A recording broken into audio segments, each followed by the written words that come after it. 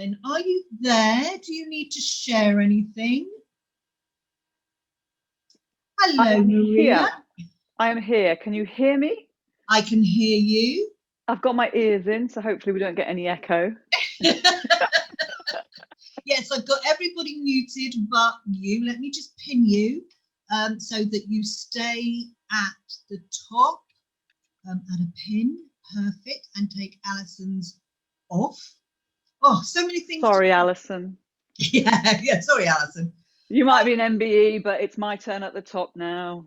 If anybody's wondering where the swimming certificate came Sorry, Alison? I said, get that swimming certificate out. I'm being heckled already. I haven't even started. I know, it's crazy. But yes, there is a story to the whole swimming certificate thing, although I did learn later Maria can't swim. Interesting stuff. So I am now going to hand over to Maria. Maria, if you do want to share anything, you're able to do that. I will keep an eye on the door. Don't forget, if you have a question for Maria, pop it in the chat and we will pick it up and you can ask it later or I can ask it for you, whichever way round you want it to do. So dead on 1:30, I am now handing over to the awesome Maria Franzoni. Thank you. Guys, if you're here, please put your cameras on so I know you're here. It's really disconcerting talking to myself and to Bev. Actually, Bev, I don't mind just talking to you, but please put your cameras on. It would be nice and friendly of you. Anybody? Yay, thank you, Jane. Anybody else? Alison, I know you're there because you heckled. No, that's it. Okay, there's just the two of us, the three of us. All right, that's fine. Super. So if we're all ready, oh, brilliant. Alison, yay, hair's looking fabulous. Look at you. What are you drinking? Is that iron brew? Right, well, if we're ready, let me just get my slides. I love that. That's my party trick. Isn't that fabulous? You like that, Bev? It's good, isn't it? It's good. Okay, super. So Bev wants me to share my story, but before I do that, I actually want to share why I accepted this invitation to speak at this event. When Bev contacted me, she had a very interesting way of getting my attention. And she said to me that the event is going to be called When Your Tits Get in the Way. And I thought, okay, that could be interesting. I think we've got a gentleman in the audience, actually. So this might be a bit too much information for you, sir. But the ladies here will all appreciate it. And I thought, you know what? Actually, I do want to talk about my tits getting in the way. And I am going to talk about how my tits have got in the way. But can I just give you one piece of advice, ladies? Do not ever in Google image search put the word tits. The stuff that comes back, I mean, I cannot unsee some of the stuff that I have seen. So I had to put Venus de Milo in because I wanted a fun photo. Don't do it. Do not do that on Google. Do not go and do that, please. So what I'm going to cover with you today are two things. How my tits have got in my way in my career. And also 3 lessons I've learned from the speaking industry. Is that okay with everybody if we do that? Okay, super. The boss said yes, so that's fine with me. So my tits got in the way after I gave up gymnastics. When I was a gymnast, I was totally flat-chested. I had no hips. I had nothing. I didn't have a single curve. And I don't know if any of you can relate to this. As soon as I stopped gymnastics, suddenly things developed. And they developed certainly out front. I always wear baggy tops, you'll notice, because they're still there. I love them dearly now. I had a love-hate relationship. And so what happened was, when I was 18, I took a part-time job in a bar. And I found that I wasn't being talked to anymore as a human being or as a person. My eyes were no longer here. And people were talking to my chest. And I found that really rather disconcerting. So I started wearing these big baggy jumpers and big tops. And in fact, I stole all the jumpers from my father's wardrobe because I couldn't handle it. I couldn't handle this attention. I found it very difficult. And it sort of followed me around in different roles. My first role where it was not anymore about my tits, but it was the fact that I was female. And it was the first time that I came to face with some discrimination because I was a woman. And, you know, you ladies will understand this when I share that this happened. I'm sure it happened to you too. My first big proper job was in retail management. And I very quickly, in a short number of years, got to the highest position I could get to. as a woman in that particular organisation. And I'm not going to name names, but if you go on my LinkedIn, you can work it out. And we had a conference every year. And one year at one of the conferences, we were in a really large theatre. And there were, I think there were a couple of thousand of us, managers, directors, regional managers, the whole management team of the entire country.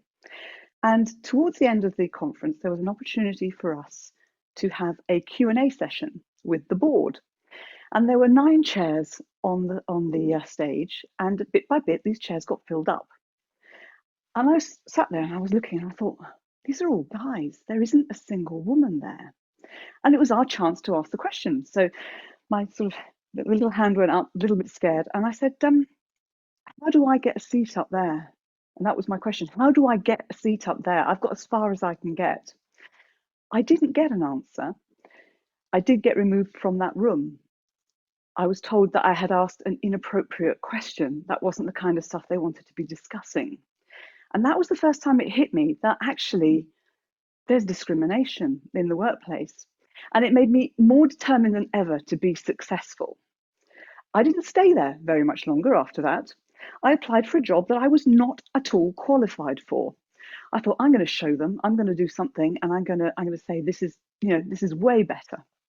I applied to be a management consultant, and I didn't have a master's. I didn't have many years of experience in business. I wasn't really the right candidate, but I got in because I spoke fluent Italian. And this particular management consultancy had landed a huge job in Sicily, and they didn't have a single person who could speak Italian. And they were desperate. And in fact, they didn't even have anybody who could interview me in Italian. I was interviewed by a chap from Belgium in French. It was ridiculous. But anyway, I found myself in Sicily, learning everything I needed for the next day, the night before, literally learning the night before what I was going to do. And if I was then asked a question that I didn't know the answer to, I'd say, let me come back to you on that. Or let's tackle what we're doing now. I learned to tap dance. I learned to hide that I didn't have the answers. I still do some tap dancing now and then, you'll notice. And I also faced a bit of discrimination there. I remember that we were working on a really large project, and I won't name the company's name or I won't even say what industry they're in because you'll work it out. And there were several of us who were in management roles at this point with this management consultancy. And I remember that every time we had a meeting with the CEO and we'd be sitting in the room, everybody was called by their first name, and I was referred to as young lady. And I thought, okay, so, why is Roger Roger? Why is Simon Simon, Stephen Stephen, and I'm young lady? And I thought, he can't remember my name. So I'd remind him every single time, my name's Maria. My name's Maria. I didn't like being called young lady by anybody. I'd love to now because I'm old. But at that point, I didn't like it. For me, I felt it was a bit of a put down. I got my own back. The day that I went in to sit in front of the CEO, and it was just me and him, and I said to him, I need to give you a bit of an update on your night shift. He had come in as CEO, and his predecessor had a night shift for many years that was costing them millions of pounds. And he knew this, and he was paying it. It all seemed quite normal. What he didn't know was that although he had a night shift manager and several night shift supervisors, they all worked the day shift because they didn't like working nights. So his night shift had never, ever been supervised, and nobody had ever said anything. He did wonder why there was such a long list of people with their names down to work the night shift. And I told him why that was. We observed the night shift for a month, me and my team, and I reported back as to what they were doing. They were playing cards. They were watching movies on VHS movies. They were playing darts, and they were claiming extra overtime. And he had no idea. From that moment, he called me Maria. I saved several million pounds, and I got his respect. But I thought, I wouldn't have had to do that if I hadn't been a female. So that did irritate me. So did it leave a chip on my shoulder? No. It left me, again, more determined to do as well as I possibly could. I'm going to skip forward now. And I'm going to skip forward to being in a speaker bureau, because I've had several careers, several reinventions. I didn't start young in the speaker bureau. So it's sort of my latest career, shall I say. Does anybody know what a speaker bureau is? Anybody? Bev, you do. Does anybody else? Is it just you on your own? Lynn knows. Alison knows. Anybody else that doesn't know me? My clients knew. I'm doing something wrong. Okay, would you like to share what a bureau is then, Bev? As far as I'm aware, a speaker bureau is where the really, really good speakers who totally understand their message and what their clients or the clients that are going to use them want go to, because the people who run the speaker bureau are trusted by event organisers to find them the very best. Oh, that's good. I might use that one again, actually. That's very good. I've not explained it that way, but I like that. So, okay, I say we're a matchmaking service. That's not nearly as glamorous as what you say, actually. It's very good. I see us as a matchmaking service, and it's not matchmaking for love. It's matchmaking experts with client requirements. And in doing that, we save clients time. That's why they come to us, because the internet is there. If somebody wants to book a speaker, they can go directly to the internet and find them. But a lot of the time, they don't necessarily know how to get a yes out of them, what it is they need to offer them, how to do it in the right way, because you don't want people to say no. And also, it does take time. Sometimes people don't respond. If they don't know you, they don't respond. People who are famous, like we have some famous speakers in this room here, get inundated with requests that are inappropriate. But if they have a request from a speaker bureau, it's likely to be one that's a good fit, that the audience is right, the topic is right, and the fee is right. So we save a lot of time. The other thing we do is we mitigate risk. If you're going to book a speaker and you've never worked with them and you don't know what they're like to work with, you don't know if they are the right match, it is dangerous. You are taking a risk. You might have a disaster on your hands. And at the same time, we, in the old world, it's not quite the same thing now, but in the old world, we gave a guarantee that if a speaker got ill or something happened to them, we would find an appropriate replacement so that there wasn't a gap on the roster, which many event organisers, if they have been stung and had a problem where somebody's dropped out last minute, know how valuable that is, that they don't have to do that. And of course, if you can't find somebody, you give them their money back. They know they're going to get their money back. So you're giving them a guarantee that is very valuable to the end client. And you're right, Bev, there is a certain standard and a certain type of speaker within bureaus. And most bureaus have their own sort of type of areas that they specialize in. Not every bureau is great in every area. Some are brilliant with sales speakers, some are brilliant with futurists, others are great with economists, others might be great with entertainment. So each bureau tends to specialize a bit. I have to do a bit of name dropping because I like to. So let's see if we can recognize any of the people that I'm going to share with you today. So let's see who knows who this fella is. Lynn knows. Who's that, Anne? Who is it, Anne? Bob Geldof. Bob Geldof. Do you know, if he was paid money for every time he dropped the F word, he would probably be even richer than he is today. I love Bob, but he's got a potty mouth. He has a potty mouth. He gets away with it. Amazing speaker, incredible speaker if you've ever heard him speak. Very passionate. Who's this smiley faced chap? Brian Cox.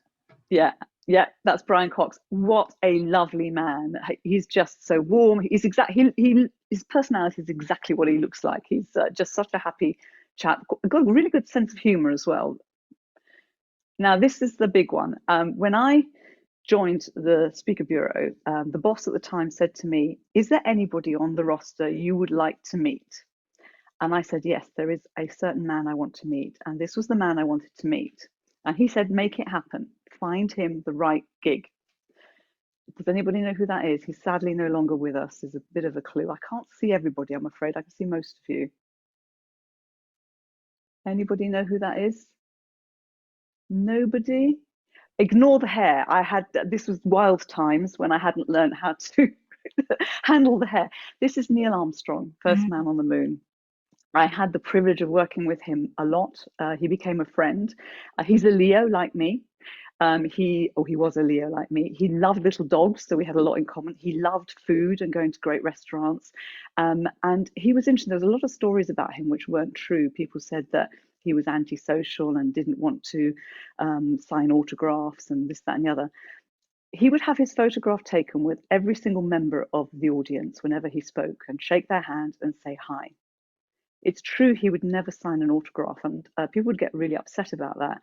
And I said to him, Neil, why won't you sign autographs? And he said, I gave away the rights to my autograph, to my signature, to several charities, because I know that the day I die, those are going to be worth something to those charities. And I thought, wow, what a wonderful thing to do. He was a wonderful, wonderful man. So I was privileged. So that was rarefied air for me, some of the wonderful people. Now, we have to have a lady, of course. So let's see. Lovely lady, one of my favorites. Anybody know who that is? I'll give you a clue. She's played by Judi Dench in a certain set of movies. Her character is M. She is the real, that is Dame Stella Rimington, amazing woman. And actually you can see why they chose Judi, because there is a bit of a likeness there, certainly the haircut, etc. Look, amazing woman. This was the first female Director General of MI5. She was also the first Director General whose identity was revealed in the press. They hounded her as soon as they found out that there was a female Director General. Again, tits getting in the way, right? They never did that to a man, ever. She had to move house. She feared for her life. She had to have protection. They would never have done that to a man. They did it to Stella. Amazing, amazing woman. And MI5 is the branch that keeps the country safe. Great story. She's 81 now. Look, doesn't she look great? This was last year, looking fabulous. You'll also notice that was one woman in 4 speakers. The sad truth is that only 25 to 30% of the speakers who are paid to speak on stage are women. And some of that is our fault, and some of that is the booker's fault. I think this current pandemic and situation where we are all virtual is our opportunity to change that and to put more women out there. So by the by there, but just a point there. There aren't as many women as men speaking. So if any of you are speakers, do something about it, ladies. Okay, are you still with me? Yes? Fantastic. Let's talk about the lessons that I learned. The lessons that I learned from working in the speaking industry. And this was not only myself, but also working with other people. The first thing I learned was about focus. I started at CSA, Celebrity Speakers, you may know it, and then I went on to London Speaker Bureau at LSB, and I beat all the targets. Alison will love this. I was the top sales, I was the top booker. Thank you, Alison. In CSA and in London Speaker Bureau, thrashed all them numbers, and I didn't know why. I hadn't analysed it. I couldn't say to you what was the one thing that I did different from anybody else. And what it was, I was told by the director, was that actually the one thing you had, Maria, was focus. You were totally focused. You planned your entire day around achieving certain metrics, achieving certain goals, and that's all you did. You didn't do anything else. You didn't get distracted. You had total focus. And that made me think, I wonder if the top speakers, the guys that are getting booked the most, guys and girls getting booked the most, also have that. And they do, and they do. And let me tell you what they focus on, the clarity they have. They focus on the market that is right for them. They don't try to work with the whole world. They are totally focused on, this is the target market, this is the market that I can change, that I can affect, that I am relevant for. They really understand that. They also know what's going on in that market. And I remember when I'd having briefing calls with some of the top speakers, they would be telling me what's happening in the market that they were going to be speaking to, what's happening in the industries, what's happening at that time. They were constantly keeping up to date so that they were totally relevant. And they knew about their competition. They knew who the other speakers were that were taking the gigs if they weren't getting them. They knew how they were different from them and how they spoke about things differently, and they also knew what fees they were charging. So they had a great understanding of the market, and I thought, what a wonderful lesson, really wonderful lesson. But they also really knew their audiences and what they wanted, what the customers really wanted. They spent more time talking to the customers and finding out what was going on than they did doing anything else. Brilliant, absolutely brilliant. The other thing they did really well, the other area they focused on, was return on investment or outcomes, whatever you want to talk about. They didn't go around saying, I can do a 45-minute keynote, I can do a masterclass, I can do a workshop, I can do a video, I can do a Q&A, I can do a fireside chat. No, they were saying, this is what I can deliver in that session. These are the results you'll get. This is what's going to be different. These are the takeaways. This is what will change for your audience. This is the message I'm going to get across. This is how this will affect your business. Really powerful stuff. That's the other thing they did. Thought, wow, they're focusing on something different to what everybody else is focusing on. Everybody else is saying, I'm a keynote speaker. They were saying, no, I'm going to solve this problem for you. Loved that. If I stopped there, you've got enough value just from that, but I've got more. Okay, so strap in. The other thing they had, they were totally clear on their credibility. There was no doubt why they were the experts and why they were qualified to talk about it.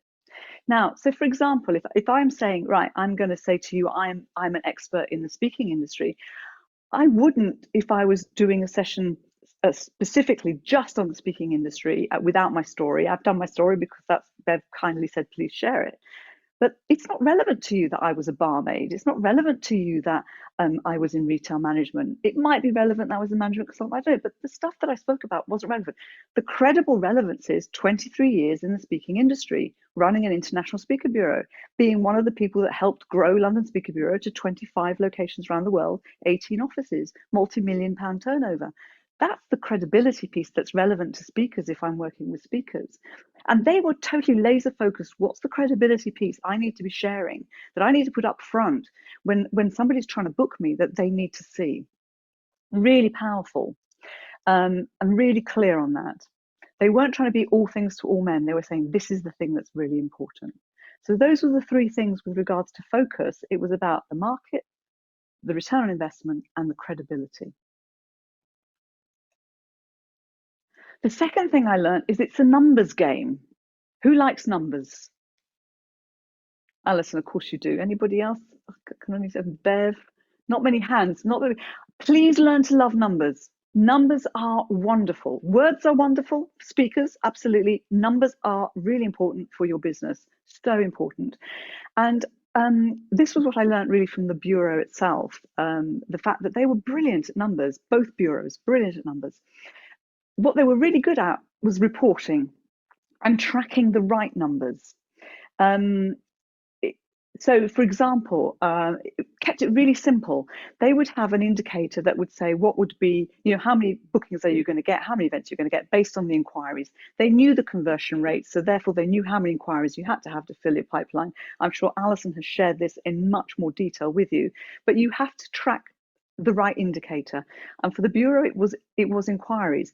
You have to then obviously have that measure of what the quality of the inquiry, but because of how you put yourself out there and what you're known for, people can see the kind of bureau you are, and you would attract the right level of inquiries, the right type.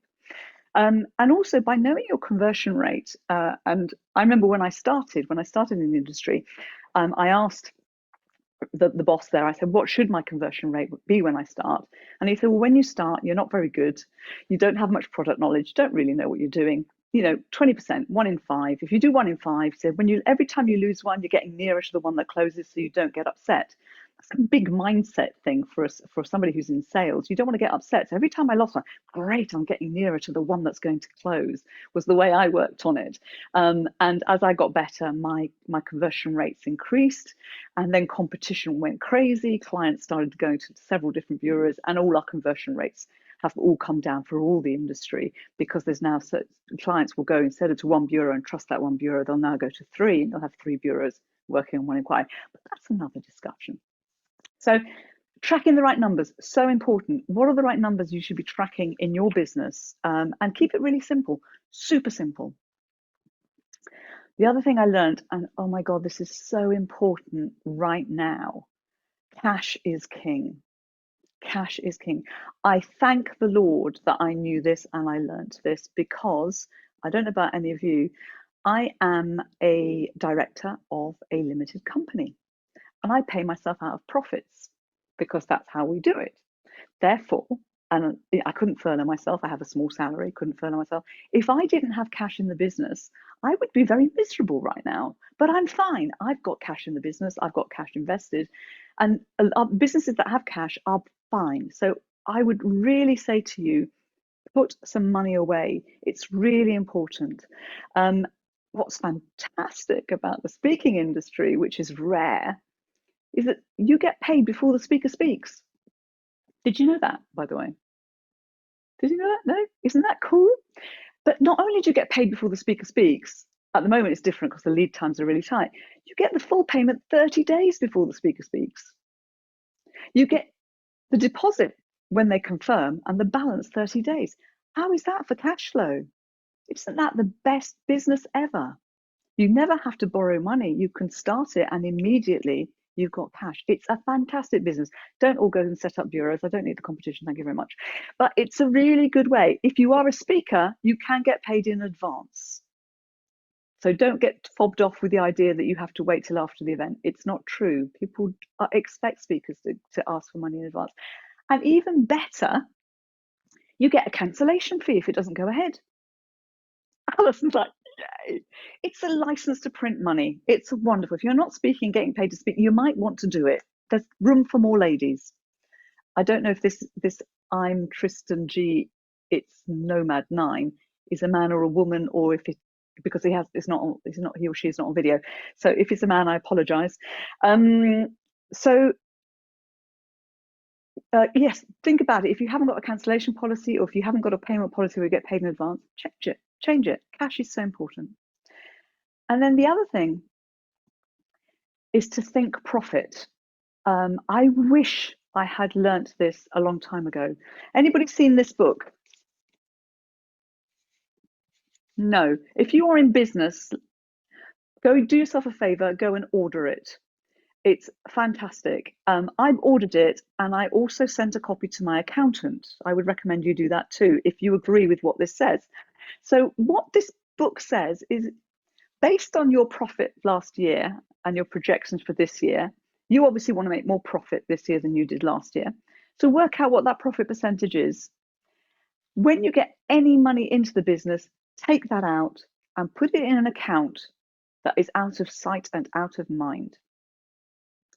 Now, when you're thinking about buying that bright new brilliant website, or you're thinking, oh, I'll buy that new I don't know, I'll invest in a new office, or I'll get that new standing desk that moves up and down, or I'll get that fantastic camera. You look at the money you've got left. You won't be touching the profit that you're putting aside every time any money comes in.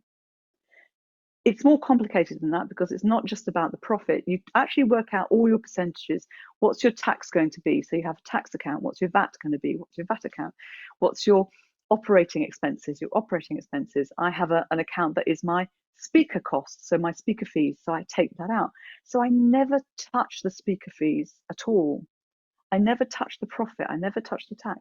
I pay London Speaker Bureau a license fee because I'm a licensed office. I've always put that away. That transformed my business in a year. My accountant said to me, this has just changed your profitability like that overnight. It's brilliant. So I recommend that. Really good book. Yeah, you're going to get it. Someone's already ordered it, have they, on Amazon? Yeah, good for you. Fantastic. The third lesson I learned was to be easy. And those of you who are sniggering and having, Alison, I knew it'd be you. I'm going to take a swig of water while you think about it. It's not in that way.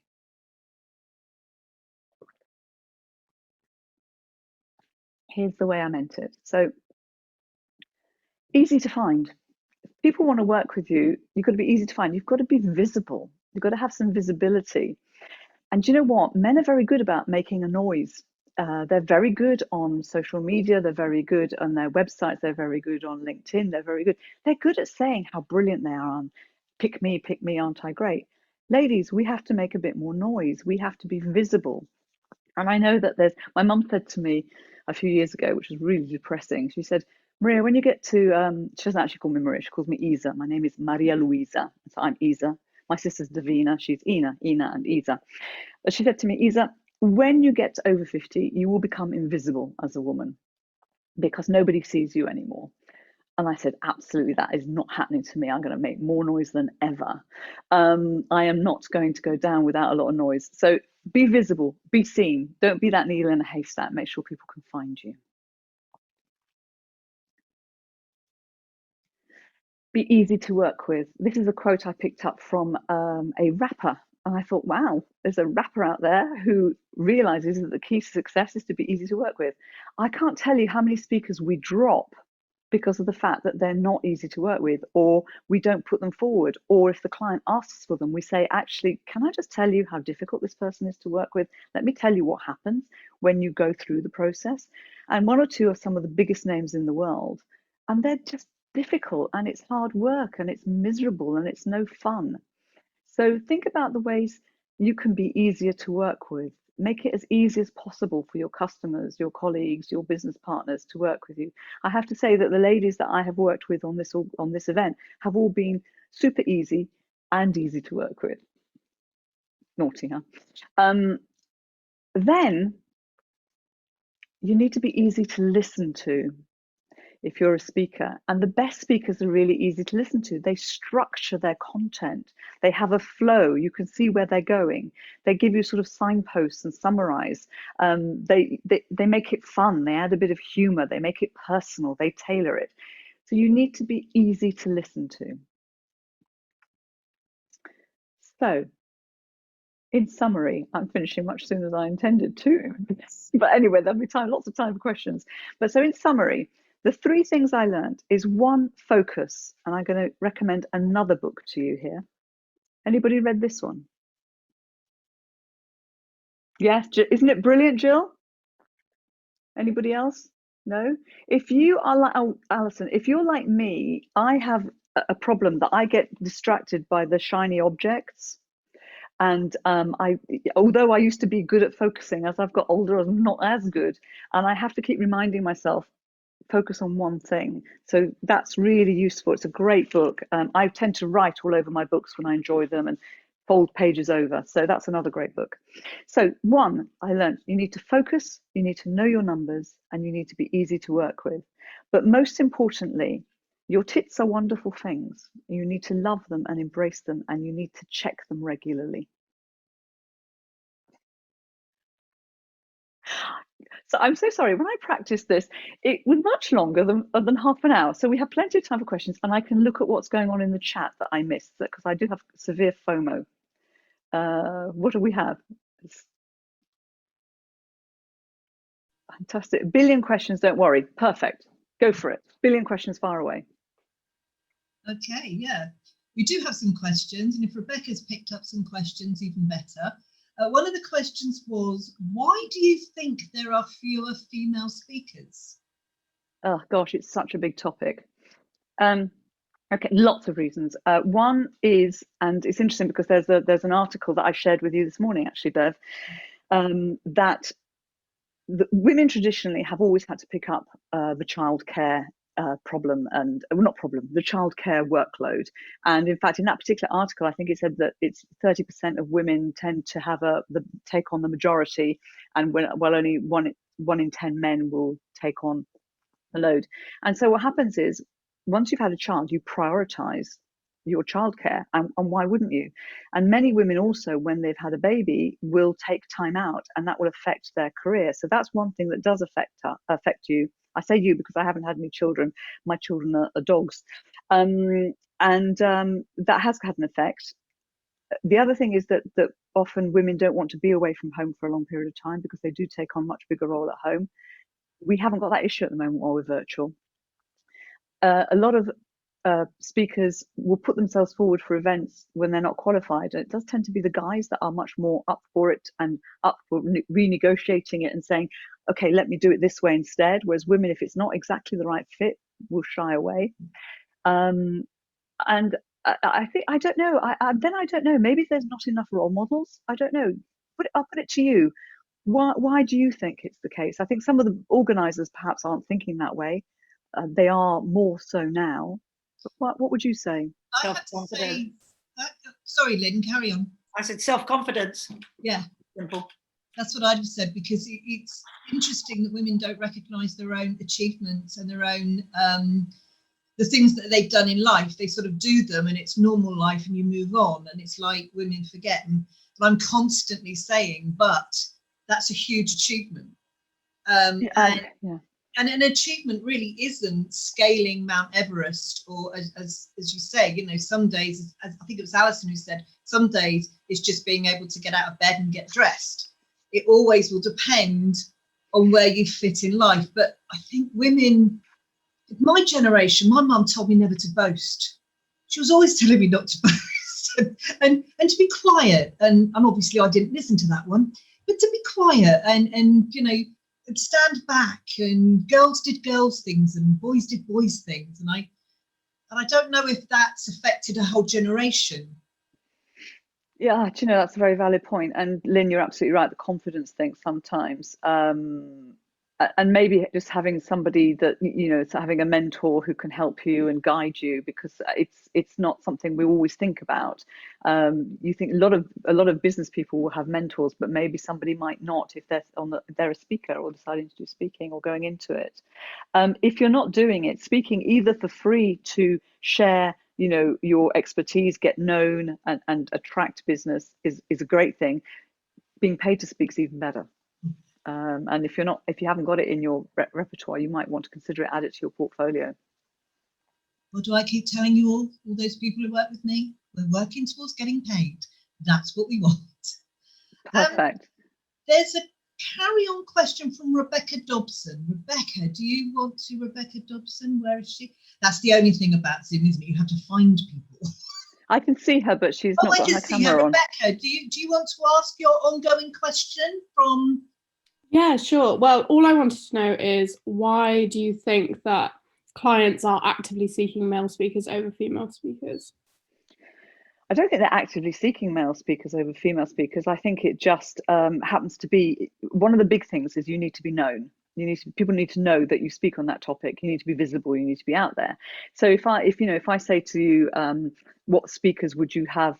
I want a big name on purpose. Who are you going to say? You're going to say Simon Sinek because he comes to mind. Or I want a big name on content marketing, and you probably say something like Gary V, because those are the names that come to mind first. When it's an issue that's more feminine, you'll probably come up with female name. But if you want a futurist, the first names that come to mind are male names. They might be Ray Kurzweil or people like that. You might not necessarily immediately think of a woman, and I think part of that is the visibility, getting known and getting out there. If you think of a big businessman, an international businessman or businesswoman or business person, let's say business person, I shouldn't have said man, should I? A big business name, a lot of the ones you're going to think of are guys. Everybody says, I want to book Richard Branson. Who's the female equivalent? It used to be Anita Roddick. But there hasn't been another Anita Roddick for a long time. We've got, there's Joe Malone, you've got Joe Fairley. They're not making as much noise as he does. There's some other top female leaders, but the women they're not out there as much. I do think it's a visibility thing. Do you think as well, on that, you talked about focus, and women are very, very good at multitasking. We have 100 things going on, and we're running a business and we're managing the family and then trying to have a social life, whatever that might be, and things like that. So I wonder if we're sometimes our own worst enemies in not going, this is my niche, this is what I focus on, this is what I specialize in. And the amount of women that go, can I say I specialize in it? Well, if you do, you do. Do you think there's something around, again, it's back to mindset, that we're too wide a thinker?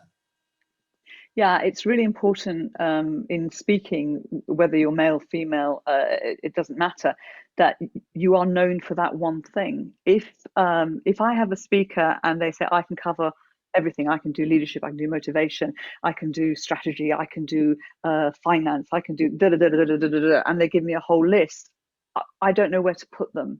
But if they come to me and say, I really want to focus on the new rules of leadership and what it really means to be a leader in the time of COVID, right, okay, got it, I've got it. And so it's really important to say, and that's risky, and it's scary to say that's the one thing I want to talk about.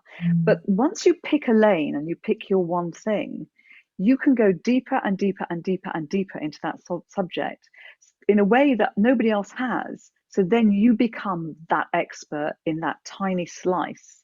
So I always say go really deep with your expertise rather than wide. Anne, you have a question. Would you like to unmute and ask your question? Yeah, I just wondered if there are any hot speaker topics, Maria, given the sort of environment we live and work within now. I mean, you mentioned futurists. I mean, personally, I think that's a really important area. But do you see the topics changing at the moment?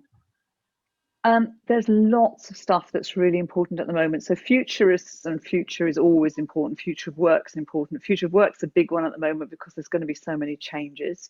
I think a lot of businesses are rethinking how they work and how they go forward. The well-being thing is a big one because we've got issues around well-being, engagement, conflict.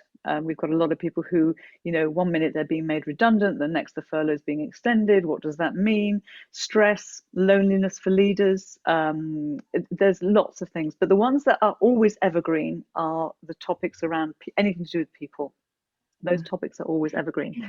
We've got a lot of demand around cyber security. While people haven't been able to go out and do physical thefts, they've all gone onto the internet, and cybersecurity has gone crazy. Cyber crime has gone crazy. That's a real big problem for businesses at the moment. So that's a big one too, if any of you specialize in that area. So there's lots of topics, and many of them are the same all the way through. So AI, technology, automation, those again are important. Blockchain, that kind of stuff. So yeah. Yeah, okay, lovely, thank you. It's just useful to know how things might be shifting a bit. I mean, I'm very committed to looking at bringing spirituality into the workplace. But it comes under well-being, but a very specific part of well-being. But I think it's something that we need to do more of, disconnecting from the crazy world around us and reconnecting with who we really are. So that's something I'm thinking through. Yeah, and you probably need to word it slightly differently if you're going for a corporate audience, because they're probably, I can see them glazing over as soon as you say spirituality, but actually what you're talking about is really something that's needed. And sometimes the important thing is to just get the language right, to get in the door, and then to, creating that bridging language. I mean, I spent over 30 years in corporate life, so I've got I've got a very spiritual life alongside that, so I know where the challenges are, and as you say, language is critical. Absolutely. Thank you. Something I always talk about, isn't it? Language, the language you use. Alison, you have a question. Alison Edgar. Yes, hello, thank you, Maria, that was amazing. So I've got a question really about pigeonholing. So obviously I'm known for sales, and sales is the topic that everybody hates. It's like insurance, it's the necessary evil. So what I did was I repackaged a lot of my content into entrepreneurship, because I'm the entrepreneur's godmother, and obviously working with organisations like Sky, Discovery Channel, was supposed to be at the European Commission. So that is a topic in itself. But do you think, because like on all those hot topics, sales doesn't come up, but obviously we know from a business perspective that sales is really prevalent now because of the downturn in the economy. Do you think it's, again, fitting into that, you said take one subject and go deep. Obviously my deep subject is sales, but nobody wants that, which is why I flipped my deep subject into entrepreneurship. So with your futuristic head on, what do you think those topics, which of them would be the prevalent one? The only reason Alison and I didn't raise sales, as you know, because you know me and you know my bureau, we are not the go-to bureau for sales experts, and that's why it's not particularly. And that's that I have a bias, obviously, on topics because we are approached for different topics to what other bureaus do. Sales is absolutely vital. Without a sale, there is no business, and actually, I think it's more important than ever. I would try to do what Simon Sinek did. So instead of talking about purpose, he talks about start with why. I would take the topic of sales and break it down and almost take something else and maybe focus on what the benefit is of it, or change how it's presented, repackage it. But without a sale, there is nothing. There's nothing. It's interesting because that's what I have done with entrepreneurship. So entrepreneurship is to get people to think like entrepreneurs. So what would I do if it was my first day? To get people to focus and really have a drive. What would I do if it was my business? So without calling it sales, getting employees to think like they're the business owner is where the sales thing. So I kind of change, it's the same content, but it's in a different wrapper, which makes it in demand. So it's just to see, so again, it's quite interesting because I don't know if sales, although they want that, they don't necessarily want sales. The conclusion we came to. So I think that answers the question. Thank you. I think they need it, but they don't want it. And that's the same with a lot of topic areas. It's like when you talk to a client who's then saying, I've got an issue with teamwork and engagement, this, that, and the other, and you actually then discover the problem is with you, the leader. But they don't actually, they don't want to focus on themselves. They want to push it somewhere else. So I wouldn't give up on that. I think you need to just raise awareness that it's so vital in this time. It's so vital in this time, and we all are working. We should be working all harder than ever in our businesses on sales and marketing at the moment.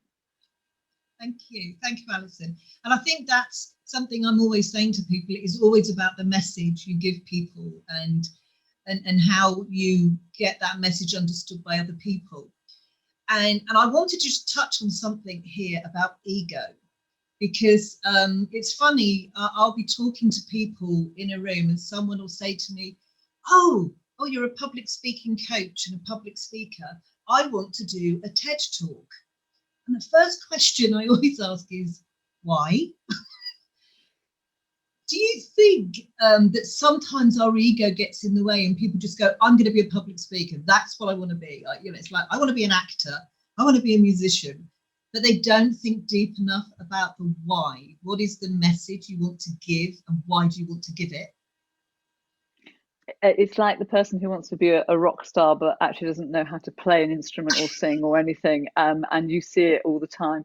I've got a formula for bookability, so you'll have to imagine it because I haven't got anywhere to write it at the moment. But bookability, my formula is bookability equals being relevant, being known, being memorable, and being easy to work with. All of that multiplied by the value that you give, but it's all erased, it's all divided by ego. Your ego will scupper the lot. Ego is a big problem. There are a lot of people who do want to do TED Talks. The TED Talks that are of value and are interesting are the TED where you're invited, the TED main stage stuff.